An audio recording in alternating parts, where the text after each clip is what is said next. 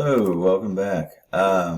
So we've been talking about the fact that charged objects exert a force on each other. Two positive charges repel, two negative charges repel, but a positive and a negative charge attract each other. The question is, how much do they attract each other? How can we calculate that force? And the answer is Coulomb's law, and this is Coulomb's law. Okay. This is the force between the two particles of charge 1 and charge 2 with a distance of separation r. Okay, so we've got K. We'll get to K in just a second here. It's a constant. So the force is equal to this constant times the charge on object 1 times the charge on object 2, okay, divided by the distance between them squared. Okay. This constant is known as Coulomb's constant, and it's 8.988 times 10 to the 9th Newton meters squared per Coulomb squared. And like as I said before, this equation itself is known as Coulomb's law. So you want to have this equation jotted down. Also, I would probably put in K in your calculator, stored as the variable K, just to save you some typing in the future. It only takes a second. You type in the number, hit the stow button, and then type in alpha K. Now, just as a side note here, this K, this Coulomb's constant, can be expressed in terms of a more fundamental constant known as the permittivity of free space. You're not gonna, I don't think that you're gonna see anything, like that on the AP exam. But it is, and it gives it to you on the paper anyway. So 1 over 4 pi times epsilon sub naught, the permittivity of free space, and that's basically how much this material you're talking about. It could be a vacuum, or the absence of material, or it could be a piece of metal. How much it resists passing the electric force. So on your equation sheet, this is given to you. They give it to you as K. Okay. They also give it to you as 1 over 4 pi epsilon sub naught, and they round it to 9.0 times 10 to the 9th. I don't really care which one you use. It doesn't really matter to me. But anyway, that's the deal. You generally need the direction of the force. So I typically use a picture to determine the direction, and simply put in the charges without their signs. So basically, if you come up with a negative charge, don't put a negative charge in for the for Q1 or Q2. Just leave them all positive, and then use the picture to figure out what the direction is. And I'll show you an example of that. Okay. So comparison between the force of gravity and this electrostatic force. Notice these equations look pretty similar. Okay, there's a constant, okay, capital G, universal gravitational constant, and little k, the Coulombic constant. Okay. Then we've got the product of the masses, and over here we have the product of the charges, and then over here we have the divided by the distance squared, and over here we have divided by the distance squared. Okay. So one thing to note, if you compare G, that is a small number compared to K, which is a big number. And one thing that they typically want you to know is that the electrostatic force is a pretty strong force versus the force of gravity, which is a fairly weak force. So that's one thing I would make a note of. Okay. So one is proportional to the masses. The other one is proportional to the product of the charges, but they both follow the inverse square law, which means they're both divided by the distance squared. Okay, gravity is always attractive, as far as we know. There's been no evidence to the contrary. However, the Coulombic force can be either attractive or repulsive, depending on what the charges are. Okay, and that's because mass is always positive. Okay, and the charge can be positive or negative. Okay. Okay. So what is the magnitude of the electrostatic force on a 1s electron, if I'm thinking back to chemistry, in a helium atom due to the nucleus, the nucleus of the helium atom? The distance from the electron to the nucleus is about 0.53 times 10 to the minus 10th. Okay? So then we've got some other questions to answer as well, but we'll come back to those. So this is how to use Coulomb's equation. It's not too hard. So this is Coulomb's constant, 8.988 times 10 to the 9th. Like I said, if you want to use 9.0 times 10 to the 9th, that's fine with me.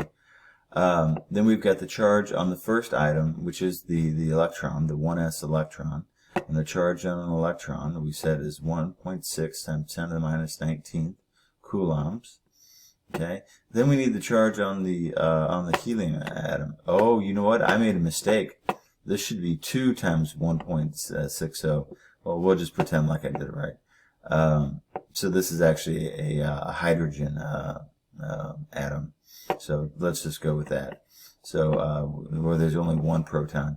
The point that I wanted to make is basically the charge on a proton is the same as the charge on an electron, which is 1.60 times 10 to the minus 19. So I did mess this up, so we're changing this to a hydrogen atom where there's only one proton in the nucleus. If we were to have done this for the helium, we would have put a 2 in front of this because the helium atom has got two protons in it. Okay.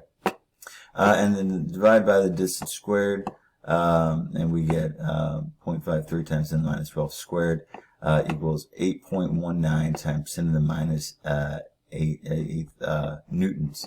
Not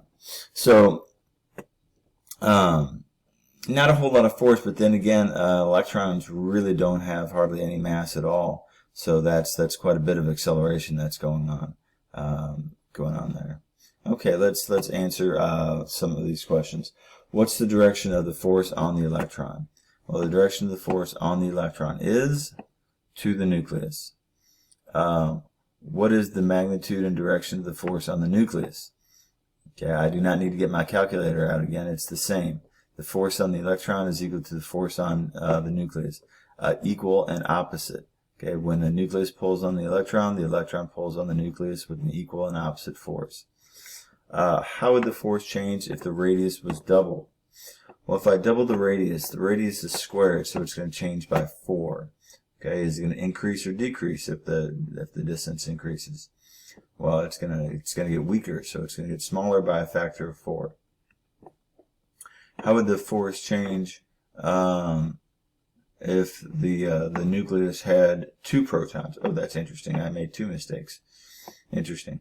Well, compared to our calculation, if it had 2 protons, then it would be 2 times the force. What would happen if the charge on both were doubled? Well, if I doubled the force or doubled the charge on the electron and doubled the charge on the nucleus, it would increase by a factor of 4. Okay, sorry about the confusion on there, but hopefully you get the basic idea. So these are some questions that I could possibly ask you on the multiple choice test, so kind of get you thinking. A fixed proton and an electron are separated by some distance. Okay, when the electron is released, okay, the force on the electron will, let's see, they're proton electrons, so they're going to attract, so they're going to get closer to each other, so that means that the force is going to increase. Okay, the acceleration of the electron will, well, if the force increases, so will the acceleration. Okay, the velocity of the electron will, okay, that will increase as it's getting closer because it's accelerating and moving towards it. So that'll increase. Okay, now let's replace that proton with an electron. So now we've got 2 electrons. Okay, and they're separated by some distance, and then I release the one. And when the electron is released, the force on the electron will, well, let's see, they're going to repel, which means the force on them is going to decrease because they're going to get further apart. So it's decreased. The acceleration of the electron will, well, let's see, if the force is decreasing, the acceleration will decrease. Okay, and the velocity of the electron will.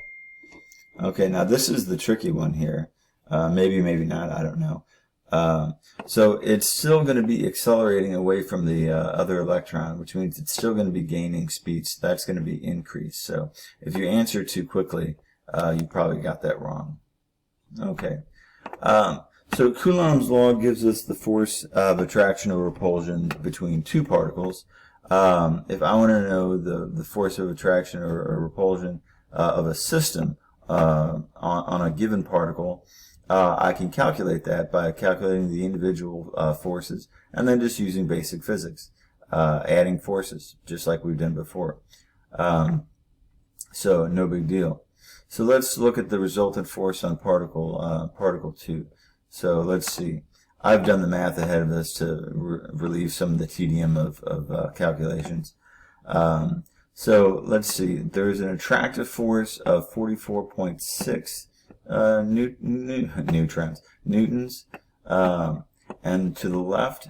Then on this one, there's going to be an attractive force of 36.9 to the right. Okay, if I want to know the net force that's on particle 2, what am I going to do with those two numbers? Okay, I'm going to subtract them, and the difference is going to be pointed to the left because this is the bigger force. Okay, 7.7 newtons to the left. Okay, so if they're all in a line, you just do it like that. If they're not in a line, you could still add vectors. Okay, I'm sure. Hopefully, this isn't too far off your memory banks. So let's say let's look at the direction of the forces that are acting on particle 2. Okay, so let's see, what direction is the force on 2 from 1 going to be? Okay, on 2 by 1. Well, 1 is pushing 2 down. Okay, so the first force on 2 by 1 is going to be down. Okay, what's the direction of the force on 2 by 3? Okay, it's an attractive force, so it'll be to the left. Okay, and remember how we could do that? We add vectors, make a triangle, use Pythagorean's theorem and tangent function, and figure out what that is. Okay, so here's when I actually work. So we're looking at the forces on particle 2. So let's see. So we've got, my mouse stopped working. So here we've got particle 2, 8.6 times 10 to the negative 5th coulombs. It's positive. Particle 1 is 2.5 times 10 to the minus 5th, and it's negative. And here we've got 1.4 times 10 to the minus 5th, which is positive. So let's look at the force on 2 by 1. Okay, on 2 by 1. Okay, that force is going to be up. So there's going to be upward force here. Okay, what about on 2 by 3? And that's going to be to the right, repulsive force. So we'll use the equation. So 2.5 times 10 to the minus 5th. Now, when I plug that into this equation, so here's K, here's particle 1. Okay, notice I left out the negative. All that's going to happen if you put a negative number there is you're going to get a negative answer, which may or may not be the direction, the appropriate direction of the force. So I just leave it out and use the picture to figure out the direction. That's what I meant when I said that before. And then here's particle 2's. Okay, take the square and then find your answer. Now, it wouldn't be too hard to make a calculator mistake on your answers. Probably a good idea on a test to double check these just to be safe. Okay, so here I similarly calculate the force on 2 by 3. Okay, so K again. Here's particle 3 charge. Here's particle 2's charge again, and here's that distance, which is 0.5, and I get 43.3 newtons. The next thing I want to do is I go back to my picture, and that force on 2 by 1 was up, okay, and that's 45.7, which we just calculated, and that force on 2 by 3 is to the right, okay, and we just calculated that to be 43.3. what I'm going to do is just move my vector over here so I get a right triangle that I can add. Remember, we draw vectors tip to tail. Okay, so here's my vectors tip to tail, and then I use Pythagorean's theorem to figure out that the resultant is 62.9, and then I use tangent function to figure out that the angle is 46.5 degrees. Okay? Alright. And again, always come to my office hours if you have questions, whether you're virtual or not. Okay? And that's it for that.